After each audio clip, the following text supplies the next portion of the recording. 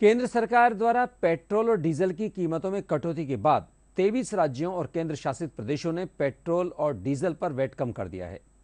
बावजूद इसके 13 राज्यों और केंद्र शासित प्रदेशों ने अभी भी वैट में कटौती नहीं की है। एक दिन पहले केंद्र सरकार ने पेट्रोल और डीजल पर उत्पाद शुल्क घटाने का ऐलान किया। इसके बाद अब तक देश के 23 राज्यों ने मूल्य वर्धित कर यानी वैट में कटौती की कर दी है। इनमें से अधिकतर बीजेपी शासित राज्य या केंद्र शासित प्रदेश हैं।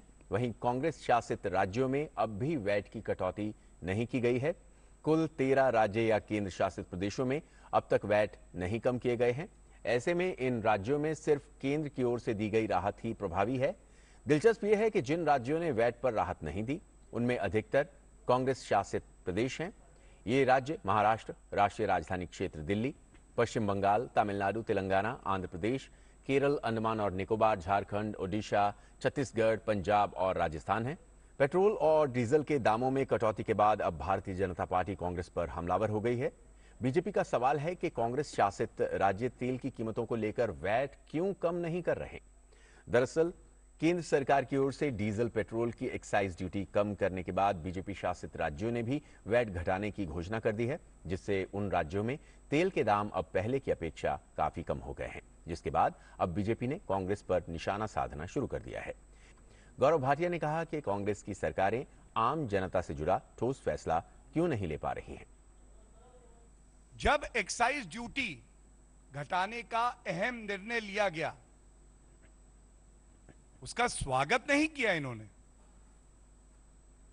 आम जनता के लिए वैट की जो ड्यूटी है उसको घटा देते, आम जनता को राहत मिलती राजस्थान में, ये नहीं किया। मुख्यमंत्री अशोक गहलोत जी का कहना है कि स्वतः प्रदेश की सरकारों का जो भाग है वो भी कम हो जाता है। तो मुख्यमंत्री अशोक गहलोत जी ये भी बताइए कि जब इसके माध्यम से कर आ रहा था और हम कहते थे कि प्रदेश की सरकारों को बड़ा हिस्सा जा रहा है बिना भेदभाव के, तो आपने कभी नहीं स्वीकारा। आज राजस्थान में पेट्रोल पर 32 रुपए 19 पैसे वैट लग रहा है। श्री गंगानगर में पेट्रोल की कीमत 121 रुपए और डीजल की कीमत 112 रुपए है। इसकी जिम्मेदारी किसकी है अशोक गहलोत जी? सोनिया गांधी जी, कृपया करके हस्तक्षेप करिए और इस पे राजनीति नहीं होनी चाहिए। लेकिन भारतीय जनता पार्टी ने यह दिखाया है किस तरह से किसान, भारतीय नागरिक, मजदूर, गरीब सबकी सेवा भी करेंगे और जहां अवसर मिलेगा आम जनता को राहत भी देंगे। अगर कर